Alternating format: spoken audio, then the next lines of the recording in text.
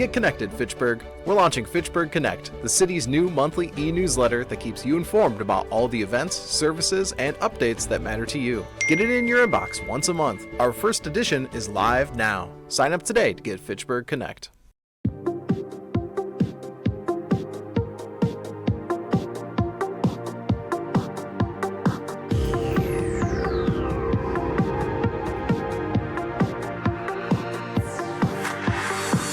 Hi, I'm Jeremy Crosby. And I'm Nick Boucher. We're your hosts for the program that's all about your city, Talking Fitchburg. Every weekday, we pull together the news, events, and information you need to stay on top of what's happening in the city of Fitchburg. Find Talking Fitchburg on cable TV, Roku, Amazon Fire, Apple TV, and our live stream on the web. Plus, you can find all our headlines and stories on Facebook, YouTube, and our video on demand service. This is your city. Keep up with Talking Fitchburg and the issues affecting you and your neighbors. Donald's on too, even though we can't see him. Okay, welcome everybody to the February 12th edition of the Commission on Aging Well. Hopefully you've had a chance to look at the minutes. Any changes to the minutes? If none, can I get a motion to approve? I so move. Second. In favor? Aye. Aye. They'll pass. We have no public appearances for non-agenda items, but we do have appearances for agenda items. So Jill, why don't you kick that off? Yeah, so every year Dave generally comes in February and sort of gives a wrap-up of the previous year, and this year I invited Mandy as well. These are two very important roles that make a lot of stuff happen down there, so I think, rather than just crunching a lot of numbers, just giving updates about what they've done, what's going to be going on maybe this year, and just a good time to educate the commission or remind them about what their roles are. So I think Dave's going to kick it off. Thanks, Joe. I'm David Hill. I'm the assistant director, but my primary work is in programming. And so what you see going around the building, people in different rooms, those are programs that are generated through not only the newsletter, but the website and organizing with volunteers, paid instructors. We have about, in combination of instructors and volunteers that run programs, about 28 people that I generally oversee. Barbara being one of two different programs running through the senior center with us. Janice with lunch and learn programs twice a month. So coordinating with these two entities is part of that equation, and they know firsthand how that works. And so I'm just going to go through a few slides just to sort of, instead of me just blabbering here, I just want to throw some visuals up there and the growth that we've seen. Starting from 2023, that's where I started things out in this slideshow. What you're looking at here is our e-newsletter subscription list, and so behind Vaughn's there, it's the title there that goes through 2026. And what's important about this growth is in here, this is the end of 2023, the growth of that whole year, 1,300 subscribers. At the beginning of the year, it was 929.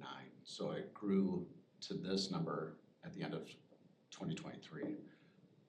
End of 2024, up over 1,500. To 2025, 1,800.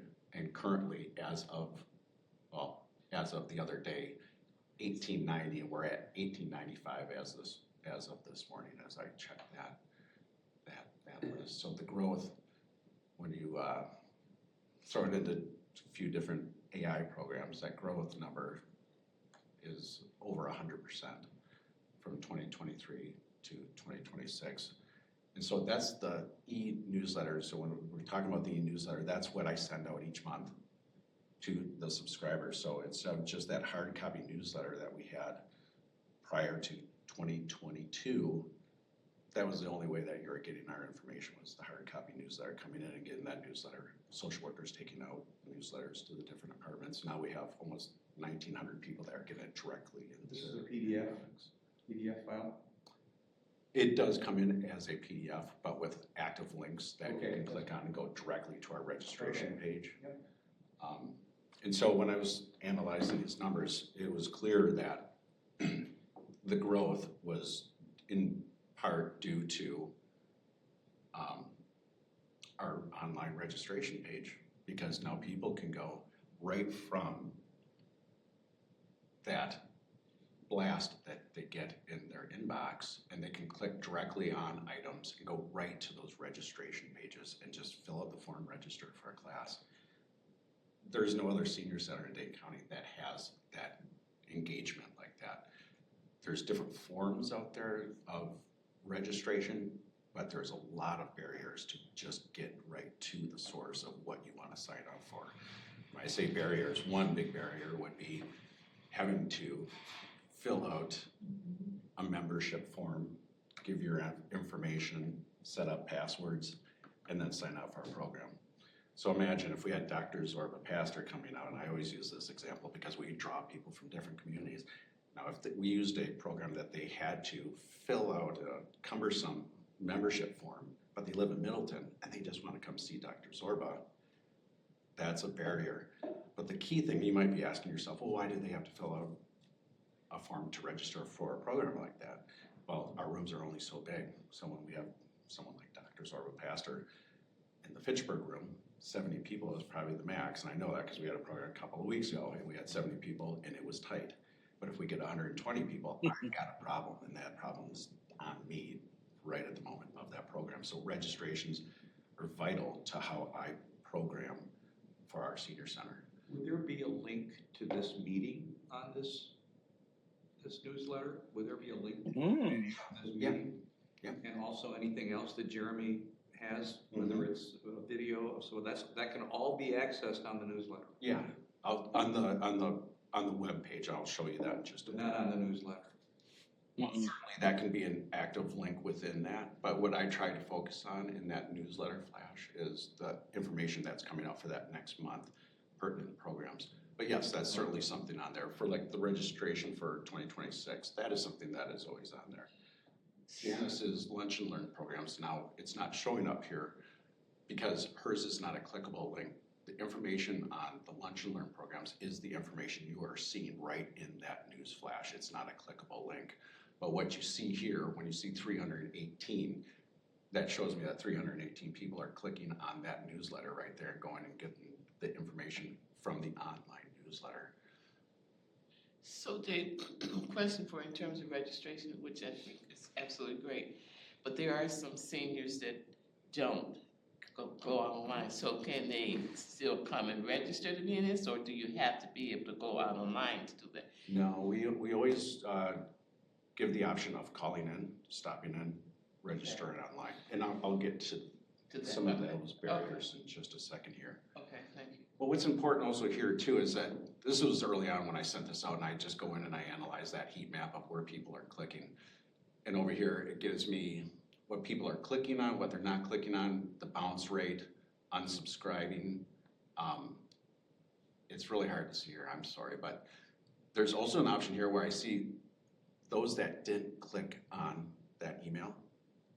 I resend out another email a week later to those that didn't click the first time. You know, you open up your email, you get busy, and all of a sudden you missed it and you didn't click on it. Yeah. So the resend goes out, and then I can see who from that resend is clicking on it. And it's hard to see up there, but on the resend, we had 123 more people click on that link after the resend went out. So it shows that it's vitally important that that resend goes out a week later for those that might have missed it the first time. David, is this data available now because of our new vendor that publishes it, or No. was that, you always had that through the online publication? Yeah, this is Constant Contact, and Oh, you'll okay. see most Alright. municipalities have Yeah. some form of Okay, a program like that, and Constant Contact really sort of leads that way. okay. So you'll see this is quite common across Mhm. different municipalities, this software program. So this is one part of what I work with. But this gives me a real good assessment of what programs are being looked at. Yeah. what people are engaging with. And so that gives me direction on how we program. But then on top of the newsflash, we then send that newsflash in a link to Facebook. And when I talk about almost 1,900 subscribers, well, we have 910 followers on Facebook. So then 1,900, you add another 900 on top of that are have the potential to view our programs. And when we talk about FACTv, we work in combination with Jeremy and the team. When we have programs that we want to have recorded, they're more than willing to come and provide that service for us. We take those programs. I have a link, or I actually have a page on our website of programs that people can just go right to the source, click on it, and get right to the FACT channel and view those programs. They don't have to be experts in YouTube. They can just go right to the page, click on it, and open it up and get the access to the Senior Center programs. So Fitchburg FACTv has been great, and you can see that they have over 1,700 subscribers. And so when they put our material out, 1,900 or 900, there's 1,700. We've got a pretty big audience. So Dave, you're saying you can check to see who's clicked on it, whether it's Facebook or whether it's registration. Do you have a way of taking a look across the board from a demographic perspective? What districts are kind of, clicking and registering or anything like that? That would be some next level software. Okay. But yeah, we're only as good as what we have available to us, and but that's a good question. And finally, on Facebook, coordinating and setting up event pages like Just Lex Homes here. We had this program yesterday that was set up as an event that I created. And so when people came in for that program, I just asked around where they got their information, and a couple of the folks said it was because of this right here. My former boss from Scotland Home came in at the wrong time, but she was on Facebook and she saw it that way, not from the news flash. She's not a subscriber of that yet. I told her to, but she got it from our Facebook page. And so I just wanted to put this out here because it's sort of a selfish feel good for myself, but it validates the participation level of our programs. This is Bob Block, and he is a retired crime lab employee. Puts on great programs, and in his retirement, he researches all sorts of great programs on the history of Wisconsin and just fantastic stuff. But he says here, you have the most consistent, larger size crowd for presentations I do at senior centers in the area. Bob does all the senior centers. And so when I get something like that, and he says that we're at the top of the heap, that feels really good and that we're doing the right things. So, thank you, Bob. So then I just want to show you what a week looks like. This isn't our Outlook calendar. This is a Google calendar that we utilize, Susie and I, Susie at the front desk. We send out a snapshot of each day, and we send that out to the senior center staff, the rec staff, the FACTv staff on what's going on each day. She sends out a snapshot of that. But this is from Monday to, here we are on Thursday the 12th, and you can see we have 11 programs going on just today.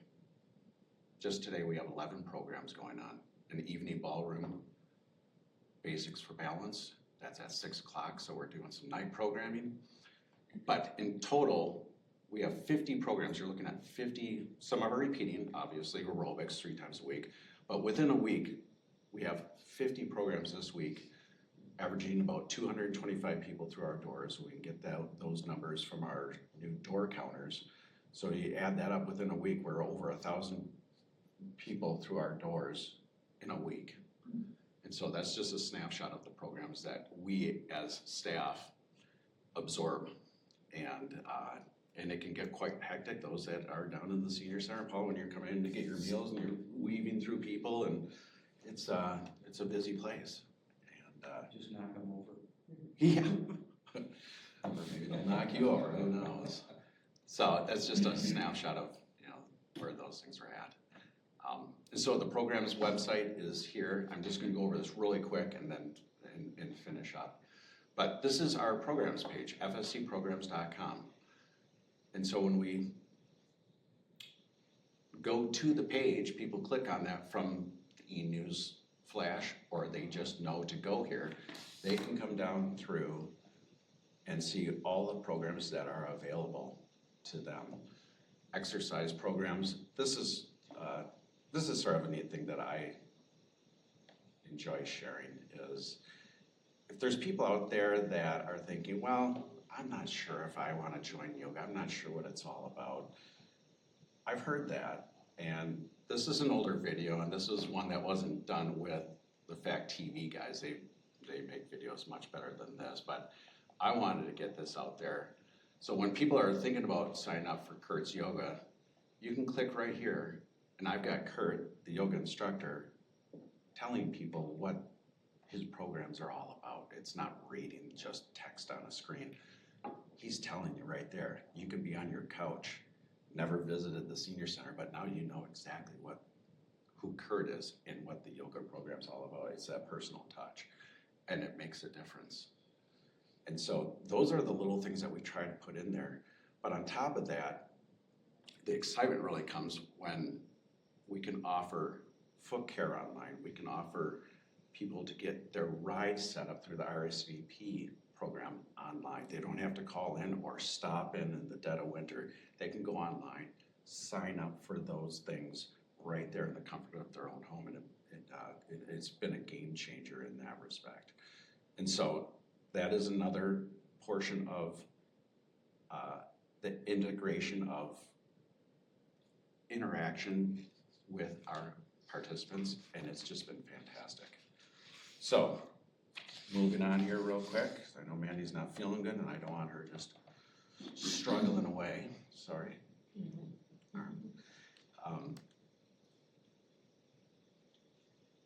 So we're talking about pillars of wellness.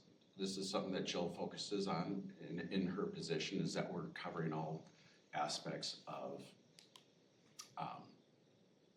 the aging demographics. And so we clearly are covering the physical wellness, the social, intellectual, environment. I don't know if you want to expand on the environment, but emotional, economic, cultural. And then over on the left-hand side, it's just a listing of all the different programs that sort of drop into those categories. What you see here in the percentages are just the frequency of those programs. Aerobics, we have 2 aerobics, Monday, Wednesday, Friday, tallies up to 24 within the week. Pickleball all the way down through there, so that's just a fancy little graph. But gives you an idea of how we sort of think about how we go about our programming, is that we cover all those pillars of wellness. So that just translates into sort of a generic look at what our popular programs are. And I don't really look at this as wins or anything like that. I look at this as making sure that we are offering programs that people are excited about, that it makes a difference for them. Pickleball obviously is a big one. Exercise, of course, that's, people are looking for that. But then you also have the book clubs, the Minds in Motion. That started out as a program. We just couldn't get people through the door, so we really pushed the promotional of that program, and that's through the ADRC. Now, I think the last session we had 12 people in there, right around 12 people. And because of that growth, we have now added another piece to that program through the ADRC, which is an early onset support group for caregivers. We have a caregiver support group, but it's been noted that those that are in our caregiver support group, they're already in the trenches of caregiving. But those that are just, wow, we just got this diagnosis and I'm now that caregiver for my wife. Coming to a caregiver group of folks that are a year into that caregiving can be just overwhelming, and some people just can't handle that. We are now offering a program that sort of the entry point into that caregiving world. And so that is a neat opportunity to have, but it was the commitment of pushing that mind's in motion to then see that blossom and then open up other opportunities within that. And so that's an overview of the programs that are working well. And so in doing this presentation, I just couldn't help but think of the lunch program.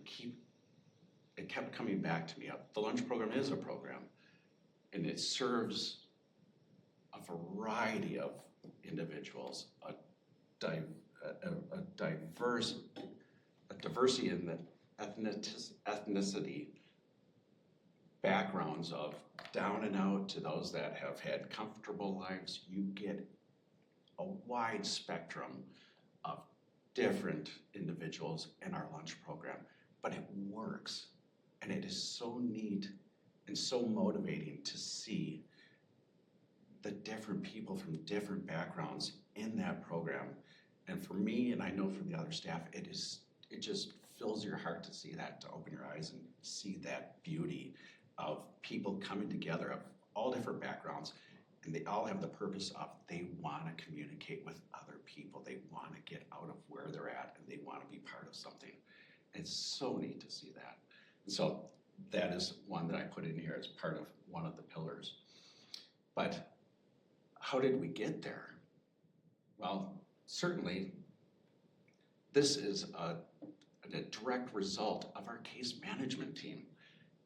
I have two clients, well, we have two clients that come to our lunch program that are specifically from one of our case managers that are now coming to our senior center every single day for lunch. And they came from really rough backgrounds and no direction on where their lives were going. And we're making that difference, and they know that, and they tell us that. But it's the direct result of our outreach to our case management programs. We have a new case manager on board. You met her, Sarah. She's excited. So with 3 case managers, that is part of their job, is to get out in the community to identify those that might not get the newsletter, might not get onto the website, they have no idea where the senior center is. That is what they do. They get out there, they make those connections, apartment managers, businesses, clinics, and they do a fantastic job. And that ripple effect comes right into the lunch program. Not everybody needs to exercise, but everybody needs to eat. So when they can go out, they can sell that to an individual out in the community that's hemming and hawing about coming to the senior center. Why don't you just come up for lunch? I'll eat with you. Some of the other staff will eat with you and tell you all about what we have to offer. And we're seeing that. Every time I go by the dining room, when it's going full steam at lunchtime, after almost 28 years, it just inspires you. And so I appreciate the work that they do. And then finally, we have another teammate on board, Jessica Wolf.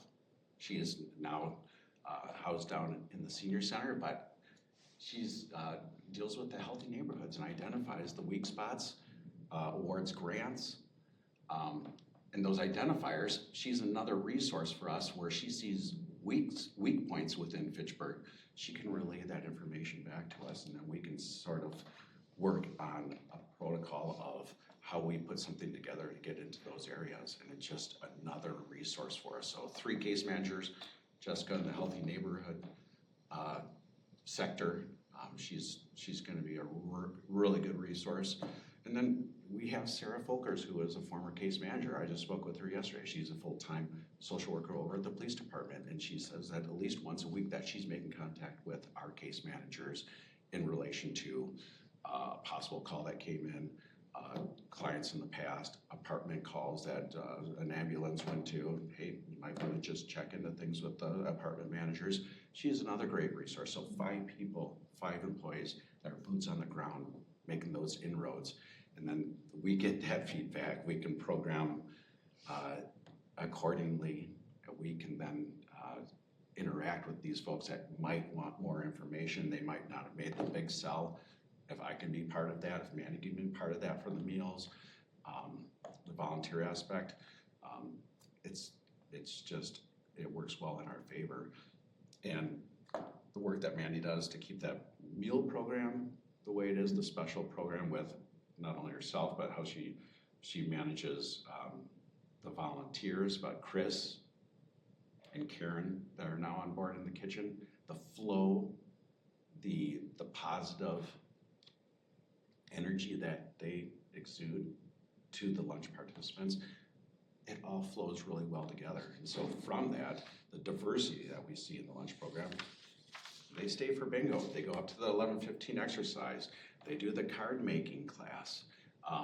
This Friday, there's a group of those lunch participants piling into one of the participants, Suburban, going out by the airport to an assisted living to visit another former lunch participant and just spending the afternoon with her and seeing an Elvis impersonator as well. So there is that as well, but it just shows you the tight connection that lunch group has. They participate in the programs, but they also care about those that no longer come for lunch anymore because of limitations, and it's just fantastic. So that's it in a nutshell. It's exciting. It can be overwhelming at times, but there's always something that happens within the day that just makes you really appreciative of the work that we're doing and knowing that we're doing it well. And yeah, I will say, we have a great staff. We work hard. We all have that same focus of enriching people's lives and our own within that connection with them. It's so special to have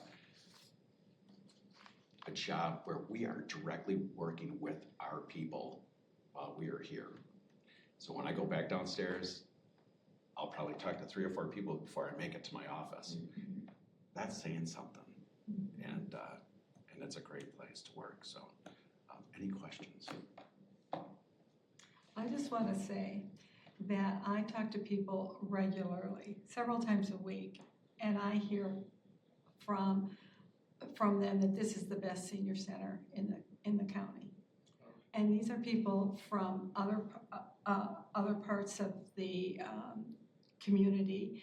On whatever day it was, Wednesday, yesterday, at the Resilience Group, there was a woman who lives in Cross Plains, a gentleman in Cross Plains. They come here because of the programming.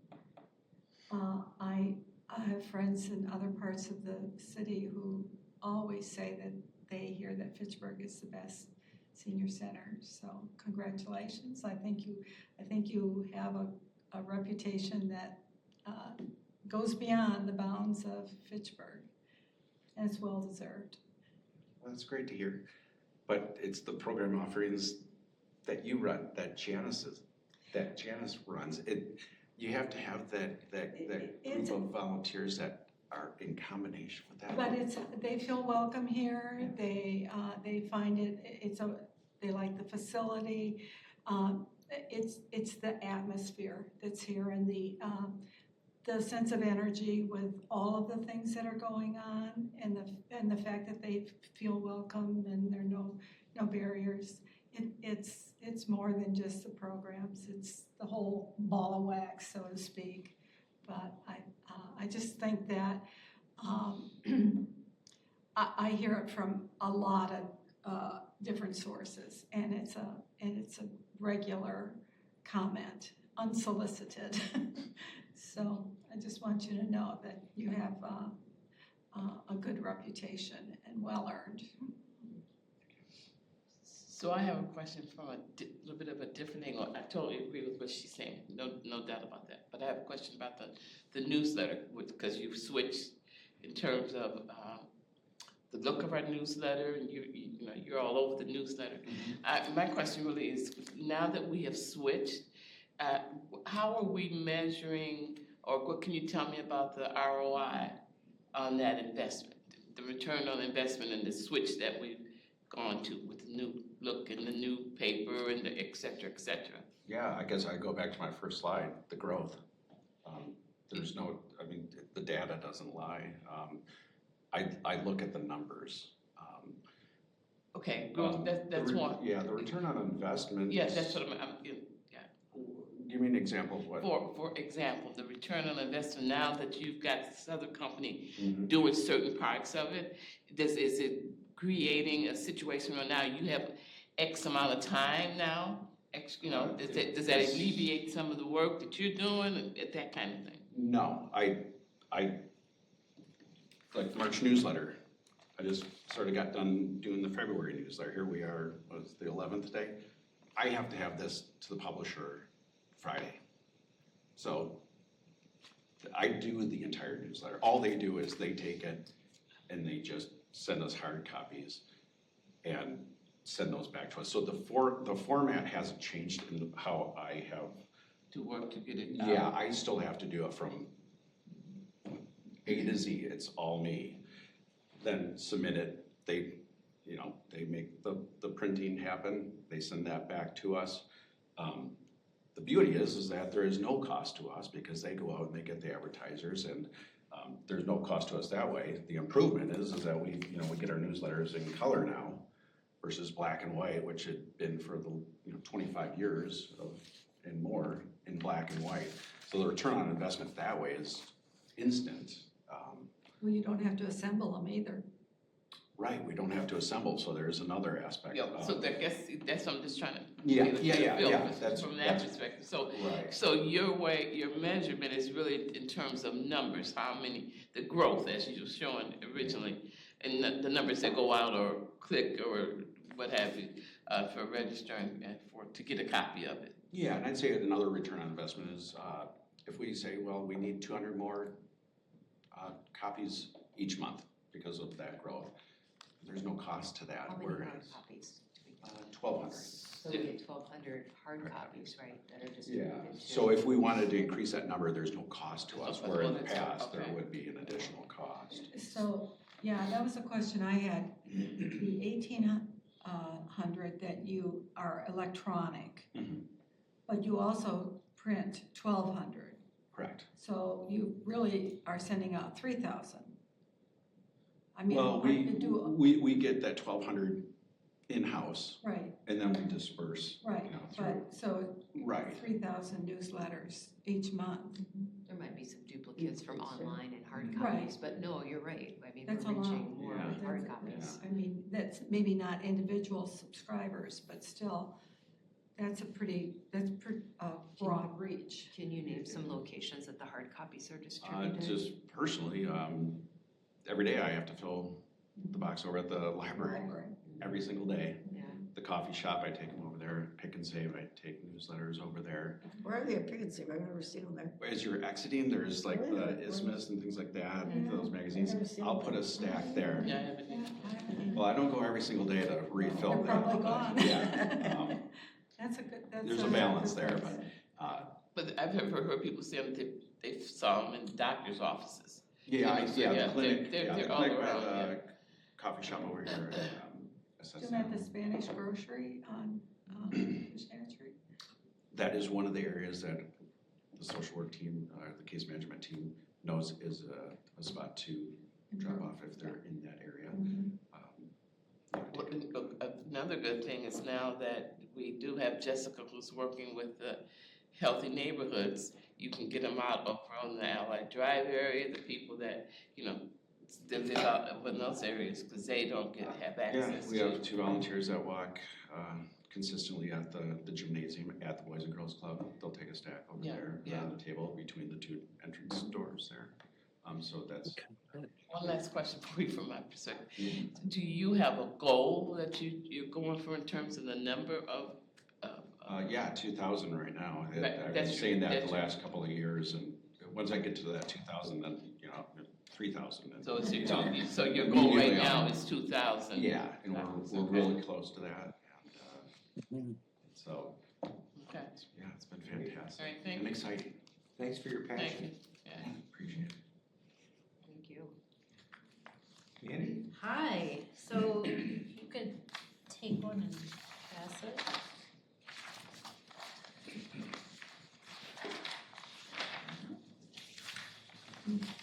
So am I okay to? Yep. Thank you.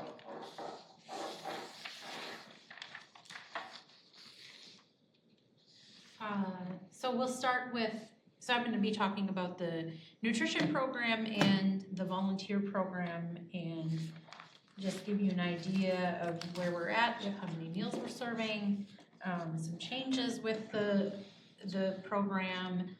And so last year we served like 1,500 less meals, which is kind of a chunk. And I anticipate that we will probably be around 1,000 less meals next year. Part of that is because as of January 1st, the county decided to kick off all of our folks that are with an MCO from our meal service. So What's MCO? that is managed care. So essentially, what's happened to those clients, and we had 5 clients that got kicked off as of January 1st. And what happens now with those clients is they are given, through their MCO, they're brought a big box at the beginning of the week with 5 or 7 frozen meals in it, and they store those and then they can heat those up. So it's really been something that's been hard for me to swallow, because these are oftentimes the folks that really need the meals the most.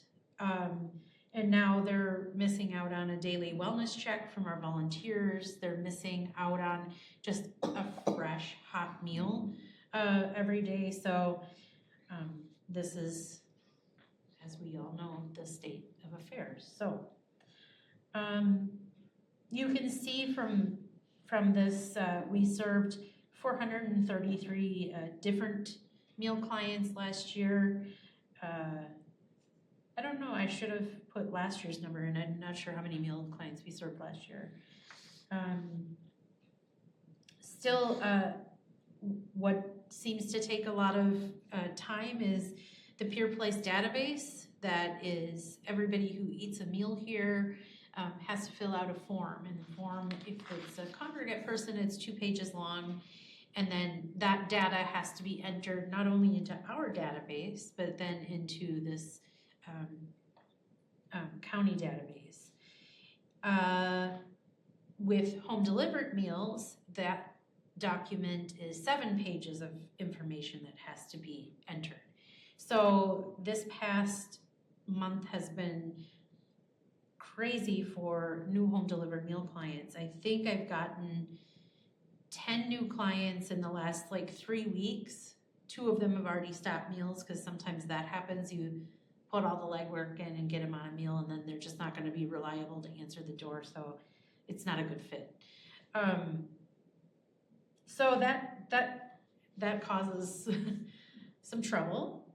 So I just went through sort of culling of the routes. We have 5 meal routes that go out every day, 5 different meal drivers.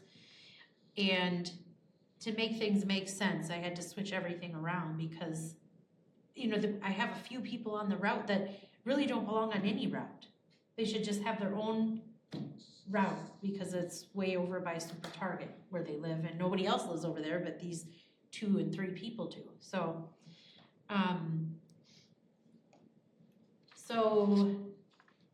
just trying to decide who goes on what route and what's going to make sense for the meal drivers is a bit chaotic sometimes.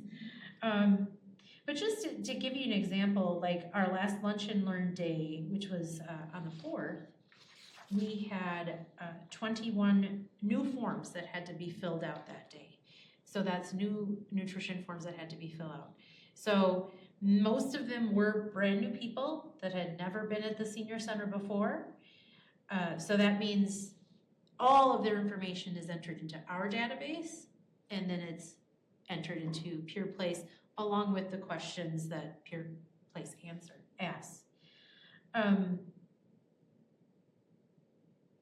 So it's a lot of data entry, and thankfully with Chris's help, Chris is trained on how to enter people into our database and the Peer Place database. So usually when we have a big, Veterans Day, we usually get a lot of new people, so I might have even 30 forms that day. The other catcher with this is, okay, so somebody was just here last year for Veterans Day. They only come on Veterans Day, but guess what? Every year they have to fill out a new form because it's a reassessment a year later. So trying to stay on top of congregate clients who maybe don't come as often, they're not regulars, it's hard to know, hard to keep track of when they have to fill out a reassessment. So I'm constantly sort of trying to figure that out. How many hours is Chris? Well, so between Chris and Karen, they're doing 20 hours between the two of them.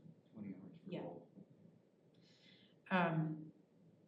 Yeah, it's really been a lifesaver for me to have their help.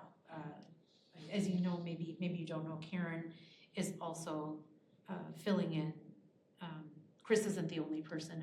We have a volunteer that has become a paid staff on days when Chris isn't there. So that's been helpful. So then if you flip any questions on the nutrition program? Real quickly, when you say it's been a lifesaver for, having Chris and Karen, can you give us an idea how that alleviates? So I no longer feel like I am drowning. Like I'm just keeping my head above water to get all of the tasks done. I will always talk about how this job, my job, maybe 19 years ago started off as something that one person, was a one-person job because we had less people coming. We had a lot less meals being served, and maybe a more consistent volunteer base. People weren't so episodic in their volunteering. So over the years, that has definitely changed. So I fully believe that my job should be 2 full-time people, or at least 1 full-time and 1 part-time person. So having Chris and Karen help me with those 20 hours that has gotten me out of the kitchen, directly managing volunteers many days, which takes up a good portion of the day, at least a minimum of 3 hours. It has saved me on just data input with all the data that needs to be inputted.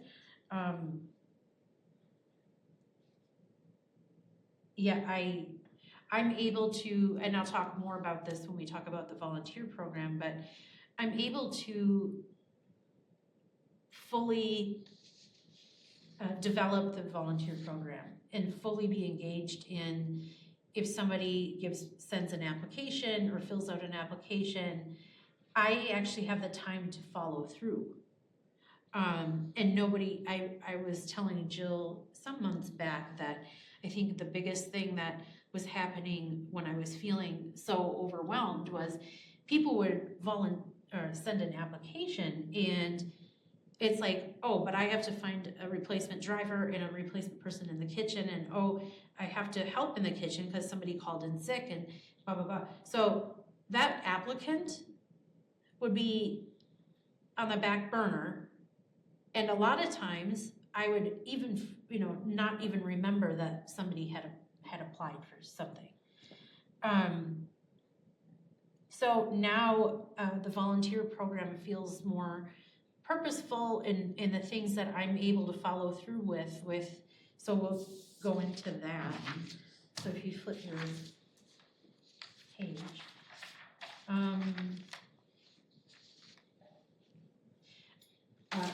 There's a lot that has to happen when a new volunteer starts. There's a whole onboarding procedure of, first it's an application, next it's an interview. After the interview, then it's trying to place the person with what might fit for them. And then if it's not a good fit, then maybe trying to find a different fit for them after.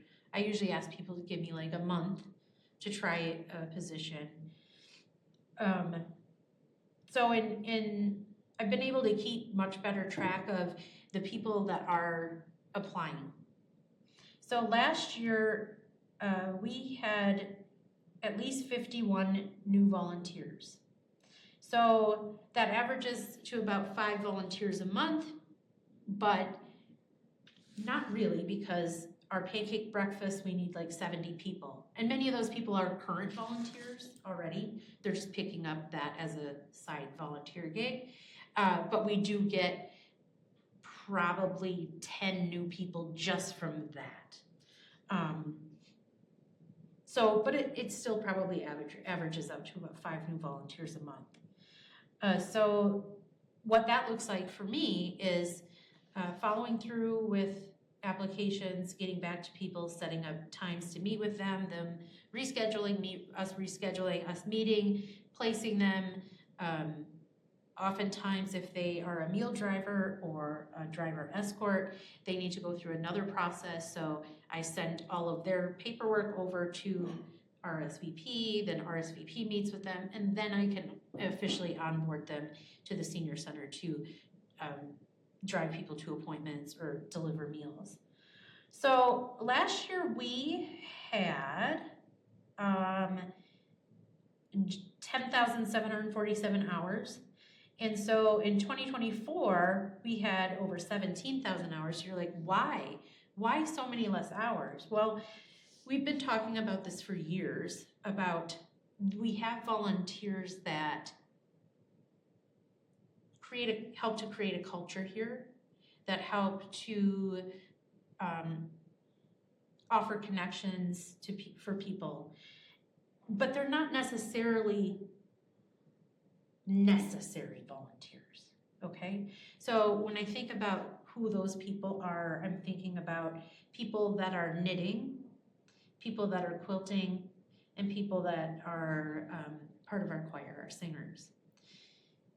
It's not to say that they're not important, but their the direct things that they're doing doesn't go back into just the senior community, doesn't go back into just the senior center clients. RSVP picks up their quilts and their knitting things, and then they are distributed throughout Dane County. So instead of tracking knitters' hours, and I don't know if you know anybody who knits, but they can knit for thousands of hours. Instead of tracking their hours, we're now only tracking the leader of the group's hours, because that's the person that is making sure that all those numbers get to RSVP. So we're only tracking that. Now I feel like the first time in all my years here, we actually have a real number of how many hours our volunteers are putting in that are making a real substantial difference in the community.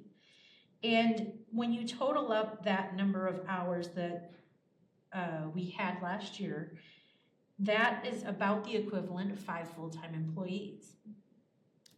And so doing different things, whether they're delivering meals, driving people to and from appointments, leading groups. That's been a huge thing, having volunteers that lead groups. It's something that we wouldn't be able to offer so many programs, like Dave was saying, if you guys weren't leading groups. Something that has been helpful is I just finished a first draft and the first sort of editing of the new volunteer handbook.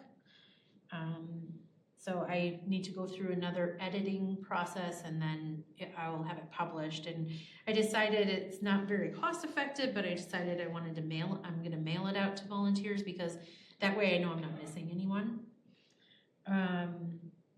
One thing that has really been amazing, and I just shared this with the staff yesterday, is I haven't put out any recruiting materials for volunteers in at least 5 months, because I have enough volunteers. And that doesn't even, I can't even believe that, but it's true. Of course, I'll always take meal drivers and driver escorts. That's just a given, because there's always people going for holiday or, taking time off. And I need people to fill in those slots. But that's just been wonderful, not to have to feel like I'm begging people to come and volunteer. One really successful program that we did this past year was a partnership with the UW social work class, a 400 level class. And we had three women from that class that volunteered once a week. They had to get 25 hours in the semester. And the women that that wanted to come and volunteer for us were phenomenal. They helped with tech issues, which a lot of older adults, you know, are like, I don't know how to use this, or just want to know, like, how do I send a picture? But in addition to helping with tech things, all of these three volunteers were just wonderful with providing an intergenerational like connection with people. They would come, they fit right in, they sat, they talked, they were engaging, they were smart. So part of being part of this program is then I need to write letters of recommendation of, you know, how did they do while they were here. So pre-Chris and Karen, I would have never taken it on because I don't know when I would have time to write those letters of recommendation. I've been able to write and fill out the paperwork for 2 graduate students who are and were volunteers here. That's kind of a long process, doing those, just talking about the things that they did while they were here and why they would make good social work master's social work candidates. So that's been a really good thing, and I'm really happy to have that partnership with UW now because that will continue. And the volunteers were really happy being here, so that was a good thing.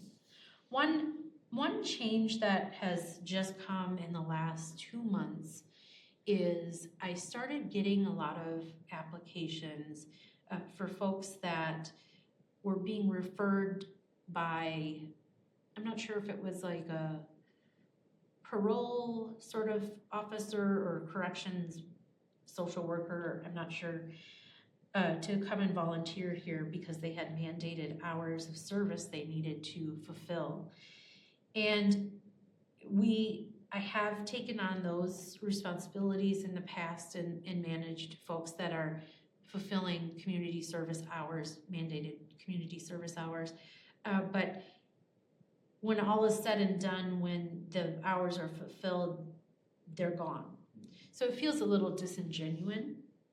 And with the vulnerable population that we're serving, it's just not, I don't feel like that is a good fit for somebody that has to have community service hours. So, I designed with Adam and Jill sort of a statement or policy that you can read here that the Fitchburg Senior Center recruits volunteers that are intrinsically motivated and share genuine commitment to our mission of supporting vulnerable older adults. Our volunteer program is designed for individuals seeking to make a voluntary personal contribution to our community outside of a mandated requirement. Because it was getting hard to, especially, so I'm getting all these applications, right? And I told you I haven't been advertising for anything because I'm full up. So now how do I place these people? I didn't have any space for them to do anything. But it's also hard to respond to that. And a lot of times I'm not getting a response back. So it just felt like a move that we needed to make, and this is a new addition to the handbook. Can I ask a question on that? Yeah. The volunteers that we do have, do we do background checks on everybody? We do background checks. That's part of the onboarding. We do background checks on folks that are meal driving, driver escorting, or doing anything that is in a home. So like I just had a new handy person start who's going to help. I need a bookshelf, whatever. He'll help with those kind of things. somebody like that has a background check. So thankfully, our HR department for the city will run that background check for me and get them cleared to drive or go into people's homes. So, go ahead. Yeah, I did. As far as the community service piece, does our policy mirror other policies of other senior centers in Dane County? That's a good question. I don't know. Yeah, it is. I'm not sure. I guess, I mean, there's a lot of questions that could come behind that, Absolutely. actually. I'm surprised that it was done with 3 people. I mean, not an open discussion about that. My thing is that in general, sometimes people get second chances and stuff. Absolutely. And you don't know the background or the behind those individuals.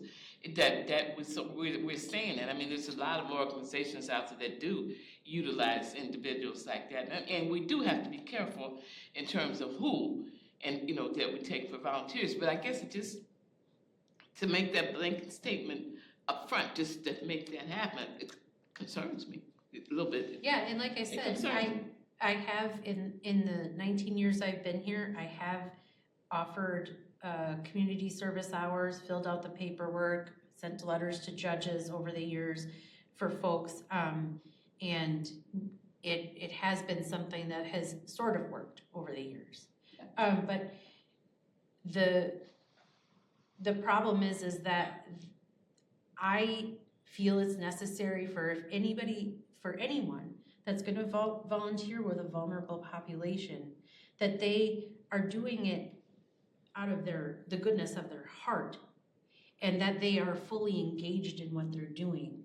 And if I have to get my 288 hours, like I can give you an example. I reached out to a fellow and I said, hey, you could deliver, I have a meal route open on Fridays. And I said, so can you come for an interview? We can talk about this. And the response I got back was, I have to do 288 hours. That's what I need to do.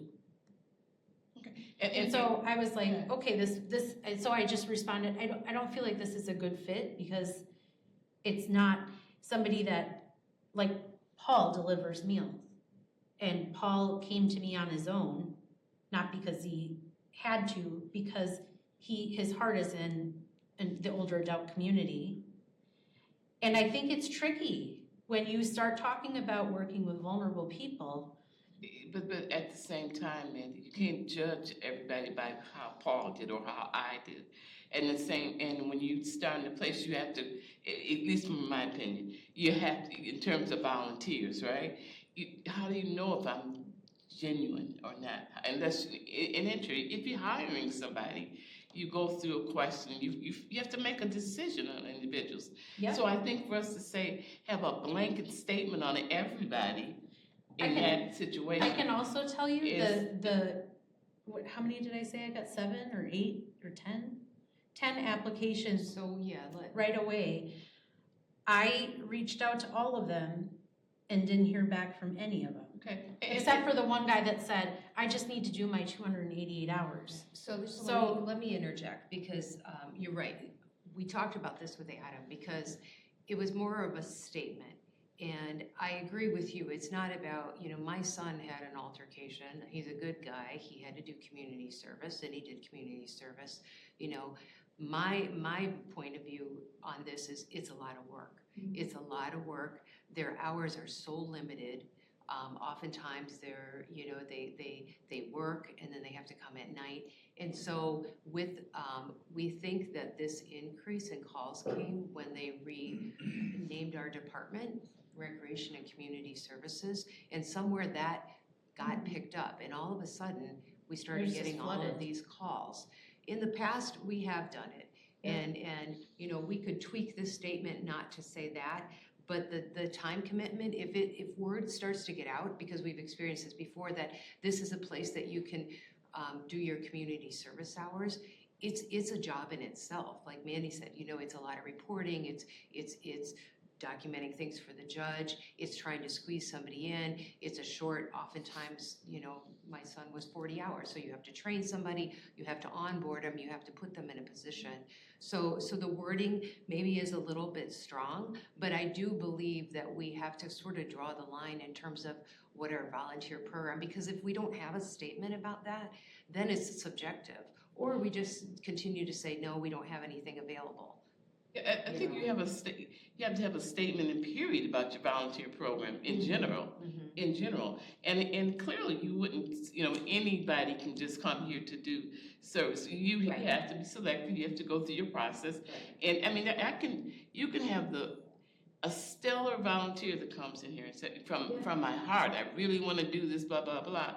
So you call me up and you say, okay, I've got this job at these many hours. So I say, oh, I'm sorry, but I'm getting ready to go on vacation. Right? Absolutely. You call me up the next time. Oh, I'm sorry, because I got a doctor's appointment. It happens Do you all see what the I'm time. saying? Oh, yeah. So all I'm saying is, I just want to make sure we are not judging people based on their background or their situations or whatever. I think we need to take a look at people on an individual basis. And if it's too much work, you have to figure that out. But it just disturbs me to hear such a blanket statement about these individuals as a whole. A few years ago, I had someone volunteering for me. He was an amazing volunteer, and he had volunteered for months, several months, doing tech help. And then one of our police officers came over, and since he was here in the facility, there was no background check needed because he was at our facility doing tech help with people. We had a police officer come over to talk to one of the social workers about a client, took one look at him and said, he cannot volunteer here. And I had to let him go as a volunteer because of whatever his past was. So I don't want you to get the impression that I don't think people need second chances. That is not what this is about at all. It's at all. Well, it seems to me that what you've done is you've made a statement about a program that doesn't fit with us, not the people, Right. but the fact that community service, mandated community service is not a good fit because like 40 hours, I can imagine if somebody's only got 40 hours, it would probably, and the only thing that I can think of that you could possibly utilize people with that wouldn't, if there's concern about them, about anyone interacting with vulnerable adults is maybe room setup or something like that. Yeah. But, that would take, because the city doesn't provide staff for that right now. But wouldn't that be something that would be better at the city level rather than here in the, wouldn't the city be better equipped to make determinations of using people in mandated community service, and they could put them in the maintenance area or, throughout the city? Yeah, I don't know what the city does. I know FACTv used to take them, that's a city decision, again, from the Right, but I mean, perspective instead of the time that it takes. Right. And again, I don't disagree with you. It sounds like we're making a judgment on people that have community service, because again, my son is an amazing kid, and he made a dumb mistake. And he had community service, you know what I mean? Dumb mistakes sometimes. He made a dumb mistake, and people do it all the time. But I do feel we do need a statement, because it opens, once organization, word is out that they take, folks that need to fulfill community service hours, we will get a lot of calls. We were on that circuit before years and years ago, and we stopped taking them, just saying we can't provide opportunities for this. And it kind of stopped. So now it picked up again. And so trying to get out in front of it, because it's a lot. It's a lot to take on community service volunteers just because of the paperwork and the training. Well, and the number of hours that they want that to varies. do. Like, if you think about, okay, our kitchen volunteers, their shift is 4 hours. Oftentimes that 4 hours, they do that once a week. So 4 times 4, right? So when I have recently explained like that I can give you can get an hour delivering meals like every other week or once a week, or no, I have to get my 40 hours by such and such a date. Well, I don't have those hours to give, first of all. I could get you some of them, but I don't have all of them to give. Mandy, I don't know if you can even answer this question, but does the corrections system allow individuals who need community service to choose the type of community service that they do? I have no idea. Like, I guess there might be someone who might say, you know what, I have to do community service, but I'd like to connect with seniors. Do they even have that option? I don't know. I'm not really sure either. I think they gave my son a list of places that accept community service. Okay. Well, And he chose. Yeah, there I are mean, people that many of the applicants were referred by a social worker, this particular woman. Okay. So like when they had, part of the application is emergency contact. Do you have an emergency contact person? They listed this woman as their emergency contact person. So I was like, who is this Mia, you know? Okay. Good discussion. Is it possible that you can look into if, and there may not be, but if there are other senior centers in Dane County that have a policy or a routine, or how if they have any, how they handle the situation and bring it back to us? I'm just curious what other community centers are doing, senior centers are doing.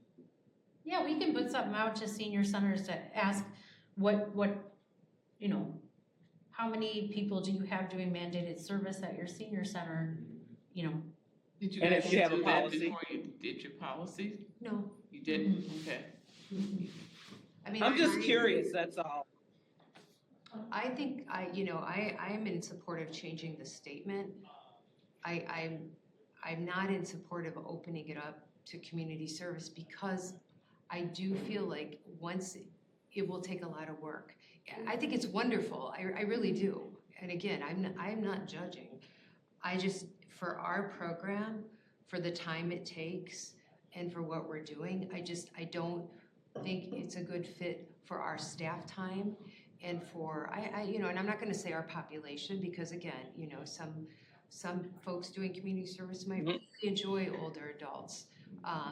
But it is limited what we can do and what we can provide. And then to have to, I think, weed out on a subjective, like, boy, I don't know if they're gonna work well and should we put them in the dining room? And then again, going through an onboarding where it's a short amount of time or it's 280 hours that we can't fill. Even if we say no, it's still a conversation, it's still a email back, it's still they're filling out an application. So I would prefer that, it is known that although we respect, people's situations and, it's without judgment, it's just not a good fit for the time that we have to manage community service mandated hours for volunteering. Because again, it's very time consuming. And then you start. And I don't think it would take that much time to do a survey, to send out that email just asking, do you have a policy and/or, because it would be interesting to see how other places are handling the situation. Okay, just one last question. Agreed. Mandy, is there a limited number of hours that a regular volunteer can say, oh, I want to volunteer, but I only have 2 hours a week, or, do you have a? Yeah, most of my volunteers have a set schedule. Paul delivers once a week. You know what I'm saying, but is there a limited number of hours that No, they? I used to have a lady for years that delivered meals one time a month. It was an hour every month, that was it. That's So, the question yeah, I had. that's not, if that's all that you wanna do, and I can place you, absolutely, come on over. Okay. Anything else from Andy? Just one, Yes, oh, I just have a comment. I don't think it's about judgment. It's, we're dealing absolutely with a vulnerable population. We can't be everything to everybody. There are hundreds of places where you can do mandated service. And the amount of time that it takes, is it realistic? So I think that's the gist of this, that there are other places you can go. But we need to protect this population. Charles, I really appreciate you saying that, and especially, we can't be everything to everyone. My main goal here is to serve older adults. And whatever that looks like, giving them meals or finding them a volunteer to give them a ride to a doctor appointment, that is what my job here is to serve older adults. One just mention that I want to let you guys know, in my almost 19 years that I've been here, I have only ever had to get rid of like 3 volunteers, which means terminate their volunteering for whatever reason. In the past, I've had volunteers that have gotten dementia, and I've still maintained them as volunteers, but I got another volunteer to help them. So that is where my heart is. My heart is about making people feel connected and like they belong. Has it been, were those times easy, having to find another volunteer to sort of babysit the person with dementia? Absolutely not. Would it have been easier just to say, you can't come back? I mean, yeah. This past year, we had an incident with a volunteer, and I had to terminate him because he was making sexual advances to women that he was driving to and from doctor's appointments. And that is just not a tenable situation. And I had reached out to RSVP because ultimately this person was also an RSVP driver. I asked RSVP for their policy on this, this can't be happening, because we did some research. We had the first complaint, right? Then we reached out to 4 other clients who shared similar experiences. So it's just a no-brainer that he needed not to drive for us anymore. And a lot of volunteer organizations aren't prepared to terminate a volunteer, because it's not, this is a person giving their time. It's not a comfortable thing. It's not an easy thing. RSVP. They're not employees. They're not employees. So I've been in that situation before too. So RSVP was really no help. And unfortunately we terminated him in Fitchburg, and I had a conversation with him and terminated him, but he's still driving for RSVP in Dane County. And which is sad, and good for you for doing that, because again, we talk about protecting the vulnerable. That's the situation. That's not somebody that's from the corrections place. That's a general situation. But I want to make it clear that I'm not necessarily saying don't be concerned about the vulnerability of the clients that we have. That's not what I'm saying. But I'm saying I want to make sure that we be careful that it isn't coming across as a judgment call against individuals, because we have some clients that come on a day-to-day basis, have some of the backgrounds that people are wanting to volunteer. So I just want to make that clear. I do have a concern about us being careful, because we have vulnerable individuals in our population. Sure. But I just want us to make sure that we take a look at this thing holistically before we put out a big statement. I'm not judging you or questioning you necessarily on the amount of time it takes you to do your work. That's not it. I just want us to make sure we take a good look at what we're doing and what we're saying. But we also reserve the right to have a policy. Yeah. And if it's our policy here to not accept mandated volunteer service, and when these people or agency call, that is the response. We do not participate in mandated community service. Right. And maybe that we is got to just run what's a in hard line on this. somewhere. It's Yes. not personal. It's not about character. background or anything. It's about what we can reasonably And handle. that's the point I'm also trying to make. We have to make sure that is what is clear, Yeah. even in our discussion and how we write this up. And I would not, I don't think that we need to contact other senior centers, because this is how the program affects us, and we don't know how they organize their volunteers or how many volunteer hours they have. We have a very robust volunteer program, and one that allows people to work 1 hour a week or 1 hour a month. And others may have a lot of, other centers may have more gaps to fill.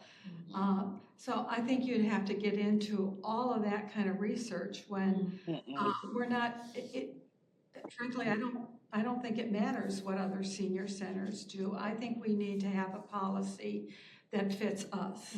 We can reach out for a policy, maybe for a language example, but I don't disagree. Like Thank you. stand firm, and this is a road I don't feel like we can handle going down, because we will get a good reputation because we're a great place, and we will be overwhelmed. I know that.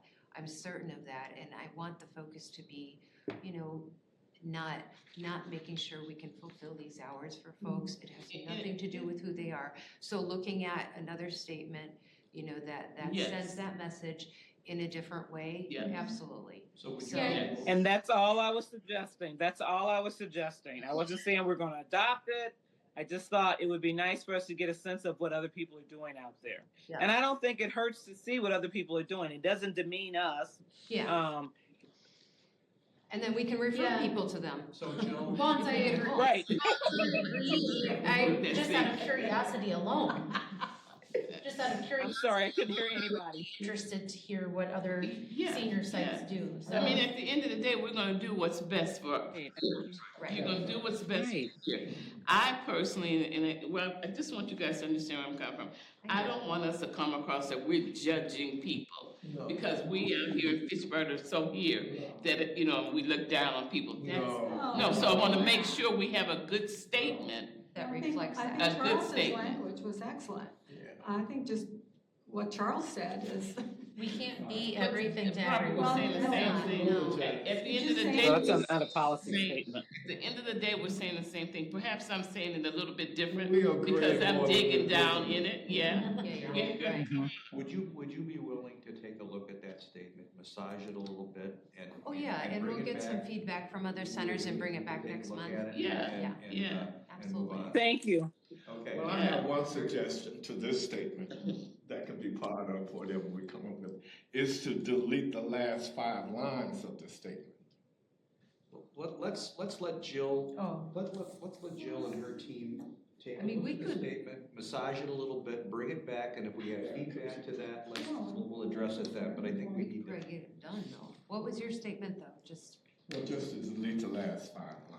The last 5 words? The last 5 I'm lines. sorry, the last 5 lines. Lines. It's pretty much the whole statement. And this is just offering something, one thing to look at. Maybe this is not the way to go, okay. but I would suggest simply deleting the last 5 lines. All right. Jill, would you take that into consideration? And Yeah. just take into consideration. And then bring it back and we'll take a look at it. Okay, and Mandy send out an email too. Yeah. Mandy, thank you very much. Thanks, guys. All right. Can I ask real quick, Mandy? Were you saying something to me earlier? Mandy, I'm sorry. Oh, what? No, I'm sorry. Everybody was talking and you looked like you were talking to me, Mandy, and I didn't hear it. I was saying that I too am curious what other sites might do with this situation, so I don't have a problem at all asking, just out of curiosity alone. Sure. Yeah. Thank you. And that's what my thought was. Just what are other people doing? Maybe nobody else gets the referrals. We can send them to them. Mandy, I have a quick question. Yeah. What's your goal for the number of volunteers for the year? And are you recruiting out in areas for people of color for volunteers? We got kind of different things in terms of questioning, but where No, are you recruiting? I can honestly say I'm not going outside of like I said, I haven't put any recruitment materials out because we're good. That's a not a good bad problem. place to be.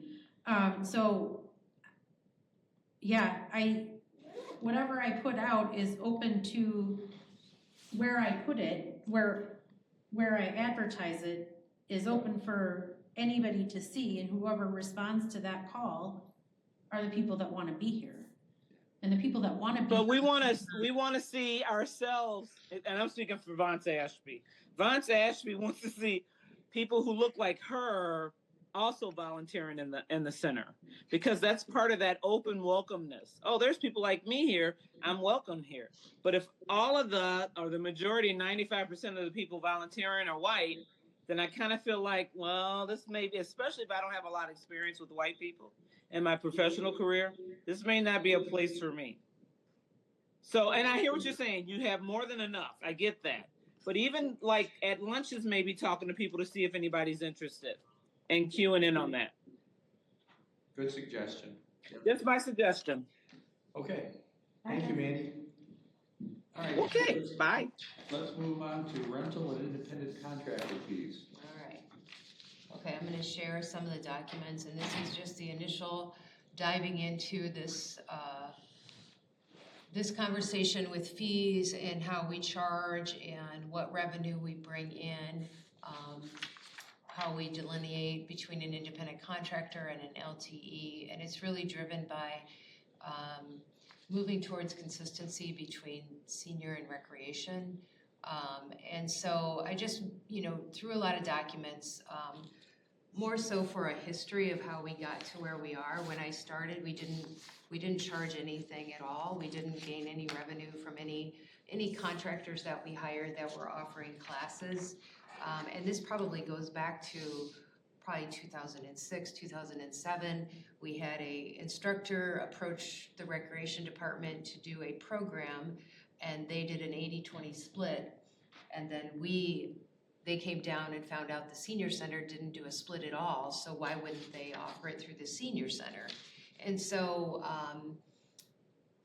we started to discuss, should we or should we not generate revenue from independent contractors?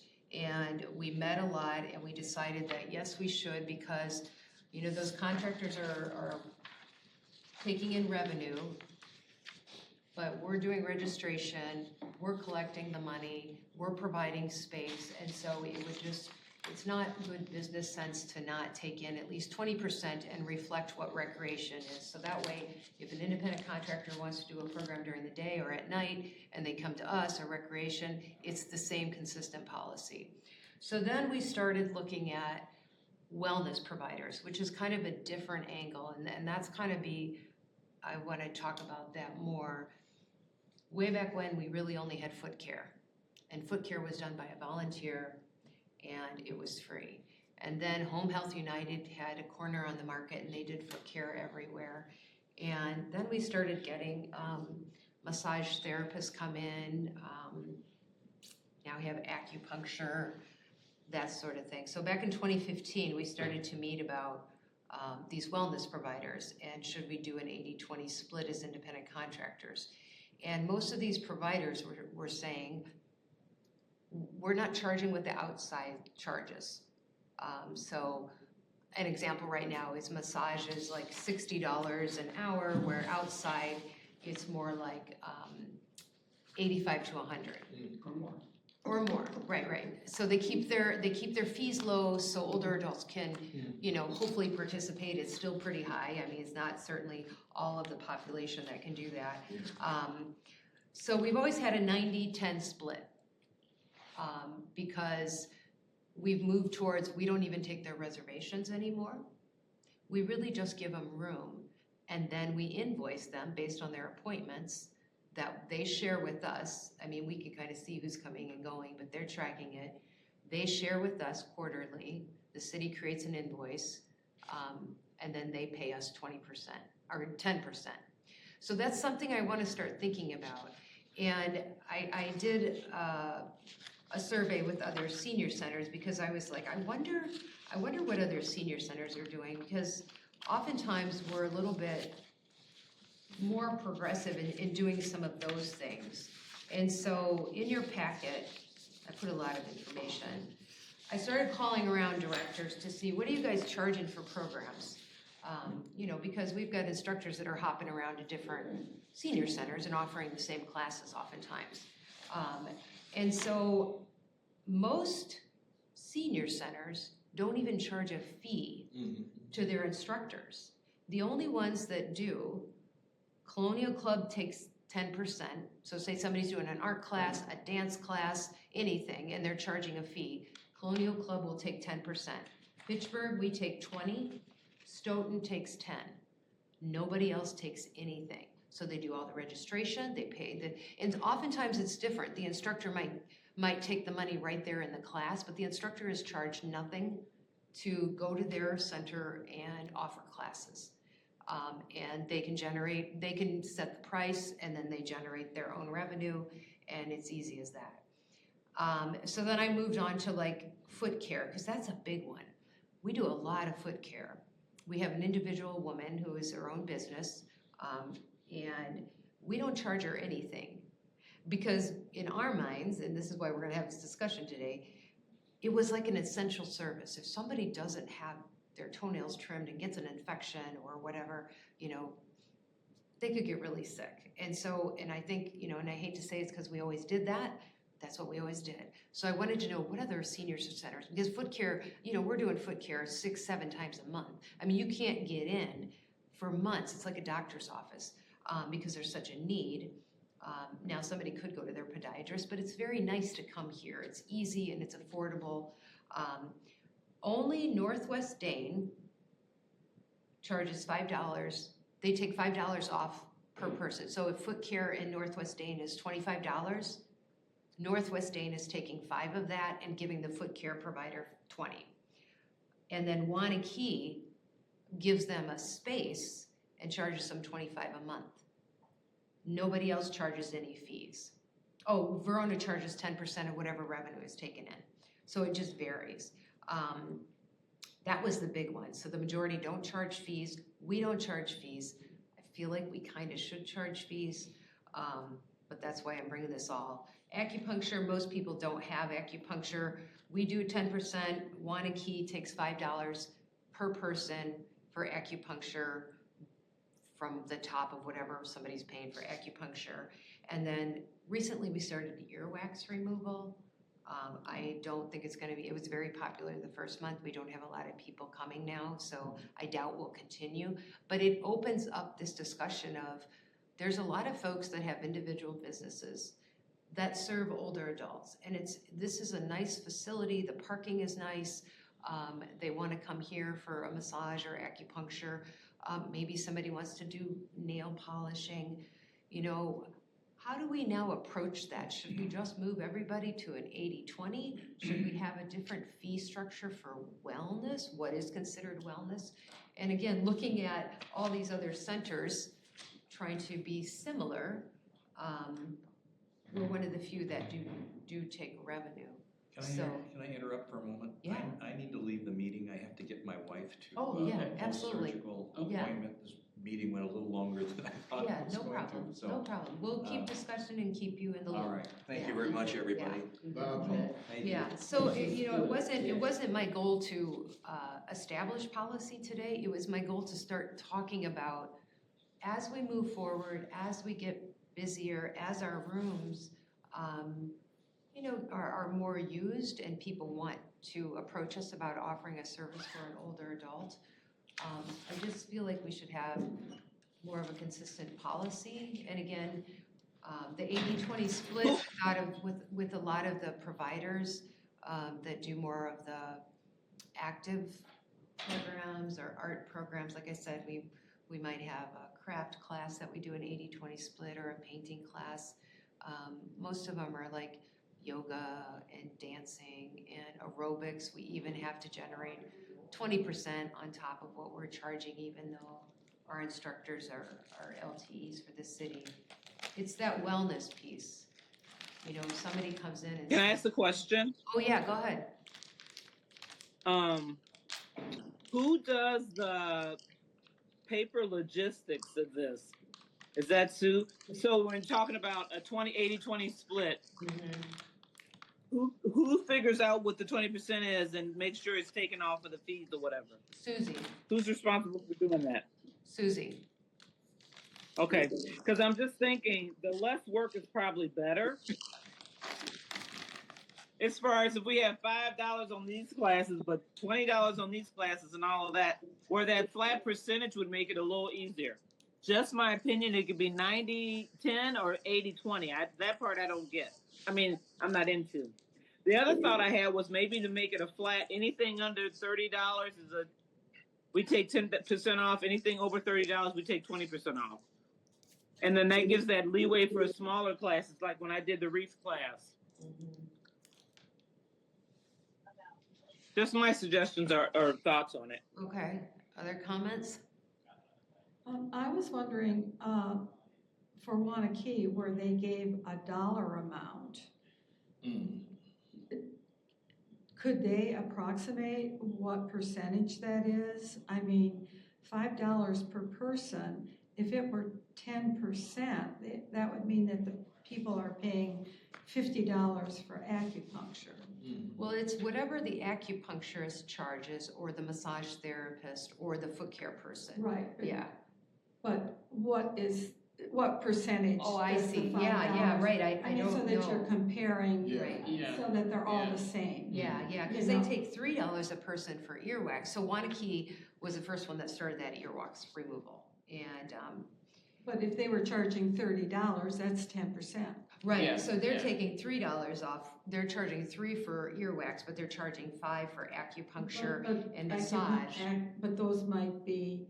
Right. Um, Yeah, I see what you're saying. So try to get I that mean, percentage, right? Just so that you're comparing. Right. And then they're charging $25 a month for foot care. So it's not even a percentage, it's just a flat fee. Flat fee. So, and that's another, so that's why, and I do apologize for all of these 4 documents or 3 documents about the community center rental fees. They're all the same. So this is another angle we can look at, which is just a flat fee following, something like this. So when somebody walks in the door and says, I would love to, and I'm gonna use the cookie decorating, I would love to offer a cookie decorating class. They can choose, do you want to be an independent contractor with an 80-20 split? Or do you just want to rent one of these rooms at a 4-hour rental rate, $75, $100, or $175, depending on the size of the room, and you just pay the city rec a flat fee? That's the way it is currently. That's the way it is currently. That's with rec. Okay. We don't do that, and maybe it is something we can look at. I'm just not sure. And again, I got a lot swirling around in my brain, but I want some consistency about how we're doing things. Well, from a competitive. I would agree. From a competitive standpoint, if I were a small business operator doing acupuncture or foot care or any of this, it seemed that it would be an unfair advantage for somebody to come in here and have full access to how many hundreds of members and no essentially free advertising, free space. I mean, I think they should expect to pay something. Oh, yeah, that's why we have the 80-20. And I think that Right. 80-20 is quite fair. Plus they get tips. Yeah. I know. Oh, okay, see, we stay out of that, that's the wellness stuff we stay out of. And so that's kind of my question. It's not really like, the 80-20 feels really good to me. Yeah. Because we also have program scholarships. The Friends, we have some that we often give from a memorial, and then the Friends offer program scholarships. It's somebody that, like, say somebody wants to come in and give haircuts, and that's happened before. Like, I just want to give senior haircuts for those that particularly don't have transportation. They can come on the bus. I'm going to charge, $15 a haircut.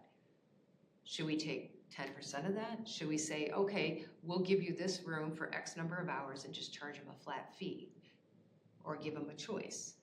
Should I move the wellness providers up to an 80-20 split? But what happens, so we say that with our foot care provider. You are now, who's not paying anything because most of them don't charge for foot care because again, I think it's because that was the first and longest running sort of health service that senior centers provided over the years. Like we've been doing foot care since I started 30 years ago. We've had foot care, and I think all the other senior centers have too. And so it just kind of flew under the radar. Like this is a really serious healthcare service senior centers are providing. We're not going to charge anything. Now, if I go to our foot care provider and say, listen, we're going to take a cut, they're going to pass along that cut that they're going to lose onto probably the older adult who's on a fixed income. So I want to be real cognizant of if we do increase our splits and move acupuncture, massage, and all of that to an 80-20, which then it's standard across the board, those fees probably will get passed along. But then we promote our scholarship fund. Or we have a different fee structure for health services, but then we have to define what is a health service. Is massage, is acupuncture, is earwax, is foot care, is exercise, is, you know what I mean? But And so it takes us down a different road. Yeah. Or do we just say, if you use the service, so the wellness room is where most of the health services, foot care, acupuncture, massage. This room, no matter what you provide, is X number of dollars for 2 hours. Well, And then it's cut and dry. yeah, you could have a different structure for wellness versus programming. We could, right, which is, yeah. And if it's in that room, then charge a fee for the room, which is, something that, because if they pass on too much, they won't be competitive with, the public Right. market. Well, and if we start to increase, and not that, I want to serve our Fitchburg people, but those that have transportation, they'll go somewhere else if it's Sure. cheaper. So I want to make sure that we sort of in line. I don't want, Fitchburg charges for everything.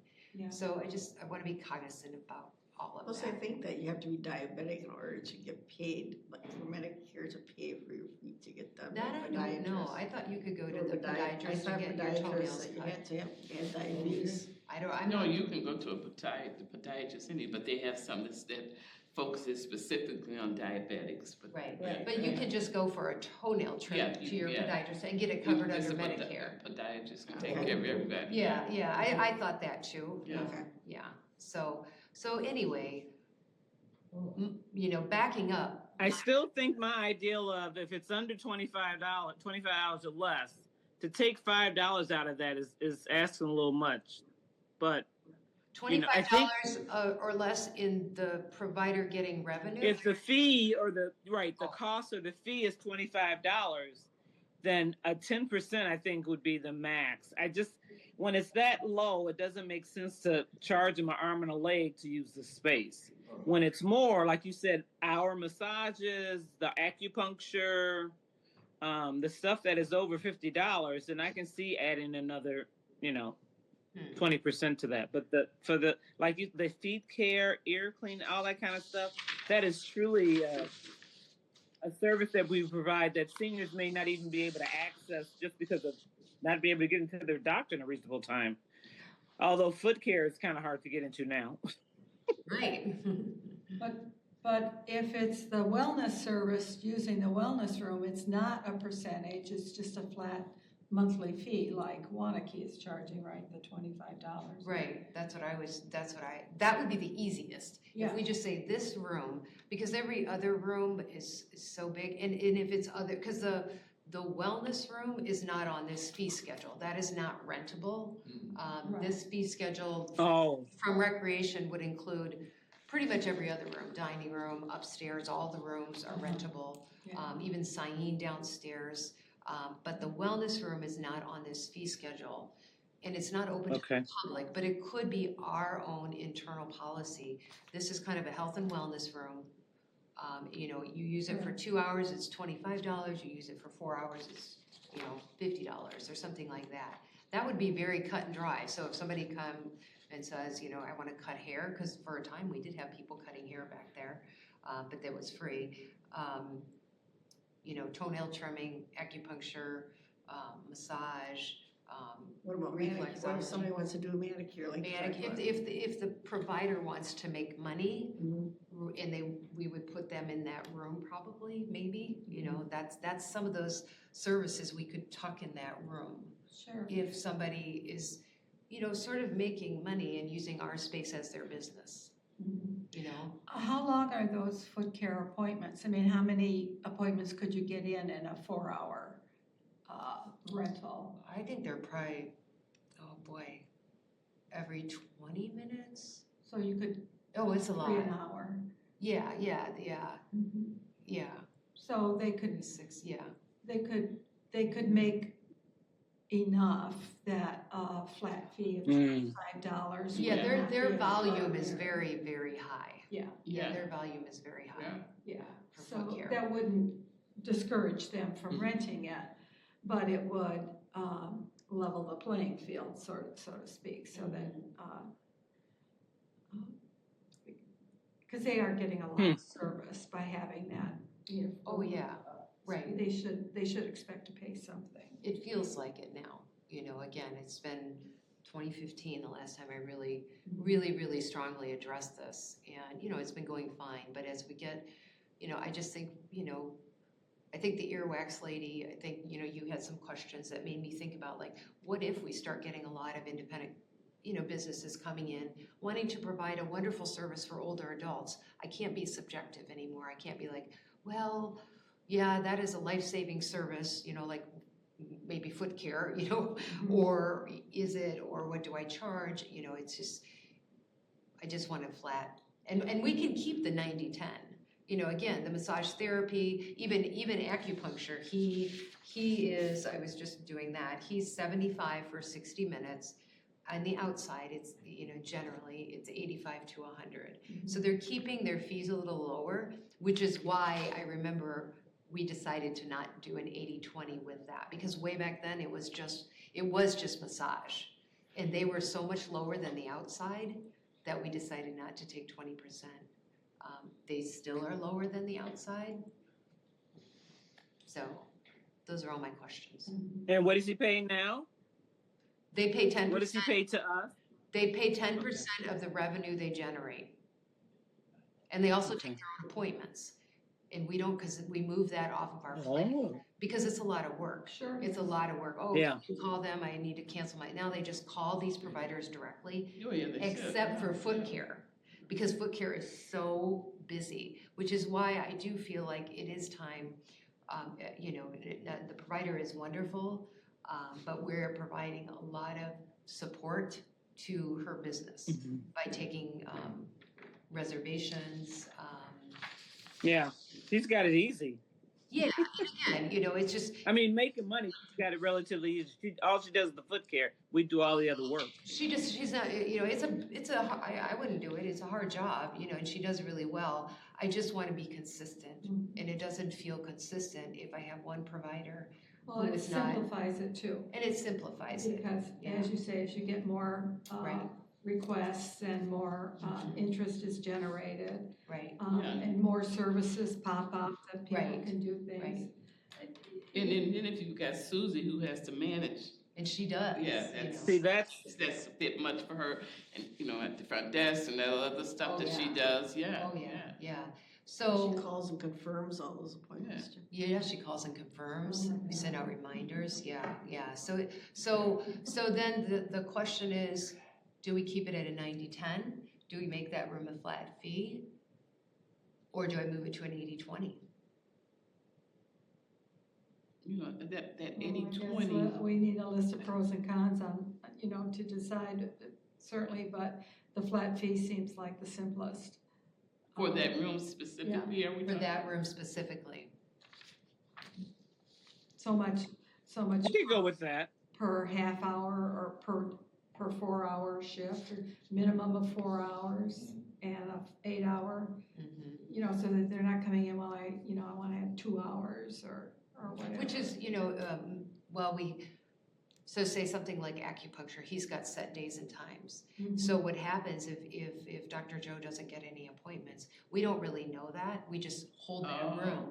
So we're doing a disservice to us because, I mean, not that we have people knocking down the doors to use that room. Now, if we did, and we saw that participation in foot care or massage or acupuncture was really low, and we had something else that we thought would really go, then we might say, you know what, Dr. Joe, it doesn't look like this is, gonna work for us to reserve 2 hours every Friday, because you're only getting 1 or 2 people, you know what I mean? So that's something to think about too, is the participation in the Or activity. it's just a flat fee. Or it's a flat, and then they decide. Well, you that's reserve it, Okay.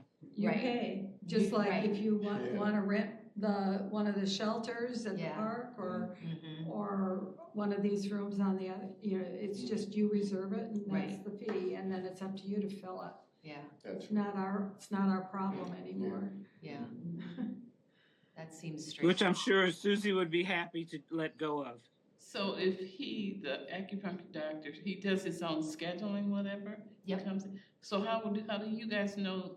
It's on a trust basis. They give us their schedule that they do and their number of people, and then the city will bill them. Well, how will you know when that room is open, if he's out scheduling for No, that no, room? we say, Dr. Joe, you have every Wednesday afternoon from 2 to 4, you can schedule appointments. Oh, okay. And so maybe like yesterday, I think he had a couple appointments. I saw people coming and going. Some weeks he might not even show. So then he tracks his appointments, sends it to Susie. Susie sends it to finance, and then so it's a lot. Oh, yeah. Right. Yeah. Right, it's a lot. So the flat fee probably would be the easiest. And as far as the friends go, are those eligible for the scholarships we give out to? Absolutely. Because I don't think we've ever given any scholarships We've for done any of the wellness. foot care in the Foot care? past, never like massage or acupuncture. Yeah, most of the time it's just been exercise classes that Yeah. I've known of. Yeah, Right. yeah. So we could maybe encourage that a little bit more in the newsletter or something. Absolutely. 'Cause I don't think people, I And didn't, let people know. just thought it was exercise. Probably because we call them program scholarships and they Right. might not think of that. Yeah, okay. Maybe we call them wellness scholarships, I'm not sure, but that's a good point, Gail. All right, so we are we leaning into the flat fee? I like the idea of a flat fee now that we've talked about it, but that's me. How about this? I think I'll just kind of look at some more numbers and like, what does this look like for our providers? And again, I don't want to lose providers. I don't want to outprice them. So then, but this does feel fair, like Wanakee, 25 a month, And then what happens is it looks, not that room would ever be rentable under a rec, but it would be consistent in we're charging a room fee for that room. Mm-hmm. Makes sense? So I don't want to make any decisions today, but it's a lot of good food for thought. Do we, the senior center, get that money, or does it go to the city? It goes to the city. It would be, if you could come back with a proposal on how that would structure. Yeah. And also, you could end up without a reservation policy or whatever, you could end up with somebody, filling all the time with, somebody gets a really booming business with acupuncture or foot care or something, and, this allows you to manage it more than just somebody approaching you and Right. and filling it. And like foot care does have a lot of days, but that's the need, Yeah, right. And like, Monsters, you can hardly even get in for 3-4 months. But That's then how often. you, if that's what you wanna provide, then We can decide. you can decide. Yeah, It puts it okay, more under your control. okay. Feel good? All right. All right. Okay. You're in charge now. Paul's gone. I think Gail's next. I'm next, I guess, yeah. Just 2 dates to put on your calendar. The first one is our important pancake breakfast date has now been decided and everyone is working on that. It is going to be Sunday, April 19th from 8 a.m. to 12 noon. Yum, yum. Pardon me? Yum, yum. Oh, yum, yum, okay. And then the second one is April 7th is going to be the 2027 travel show, but it's going to be in 2026 because you planned it ahead. Some of the programs that they're going to be having for 2027 are a Portugal cruise. Everyone's been asking for that, I guess. And a battlefield tour, including Washington DC. And then there's going to be Colorado trains in the Rockies, which I guess is a very popular one. Also, in September, September of 2027, there will be British Isles, which includes Scotland, Ireland, and England. And then September 27th, which I was kind of interested in with one of my cousins, there's going to be a buffalo roundup where you go out west into the Dakotas. I believe you fly into Grand Rapids, I think, and then you are there when they bring the buffaloes into the city, and you go to a bunch of other places too. So I thought that would be kind of fun. Let's see, as far as expenses go, we did do 2 scholarships for $120. We did some special needs for auto repair and utilities for clients, and we did pay $25,396 for the limited LTD position for 25-26, which Karen and Chris, as David discussed, now shared 20 hours total. And I think that's it. Thank you for your support, as always. Thank you. Any questions? Okay, the next is the outreach plan updates. Okay, just a few things. Just keep in mind our next working meeting is at the March 12th. It's right after the March 12th Commission on Aging meeting. But in the meantime, at our last meeting, we did talk about the celebrity bingo and prize donations and thoughts about where you might, which businesses you might approach. I know we talked about having some ideas by the end of January. We still have a little time, so I ask you to think about that, or if you want to start approaching businesses. You already got some donations? I got 2 $20 gift certificates from me and Julio. Are you in charge? No. Are you in charge? I can lock them up. I'll lock them up. Okay. Nice job. Nice job. So And yeah, we working got. on great dinner. Thank you. Oh. Thank you. Okay. All right. Thank It you, does take a Charles. little bit of work though. A It lot does. of people are saying, well, Yeah. we used to do this and we don't. Yeah. I just keep, because I'm a fundraiser. Thank you. Thank keep you. that. Well, now we know who to go to. All right. Right. Well, we could just shift it all over. I was like, You could There you just go. You got 2 months? That's what I heard. That's what I heard. Well, Maybe thank we you. should know who, You well, just have to keep asking. yeah. Yeah, you do. Is there any danger that we would, I doubt it, all approach? Overlap. People, Yeah, well, Paul had said, Culver's. yeah. He so was don't- going to Yeah. Culver's, Yeah. right? Right. And you're going to Definitely. Great Dane. Uh-huh. So I got you know. it. Anybody going to the bakery rolling pin?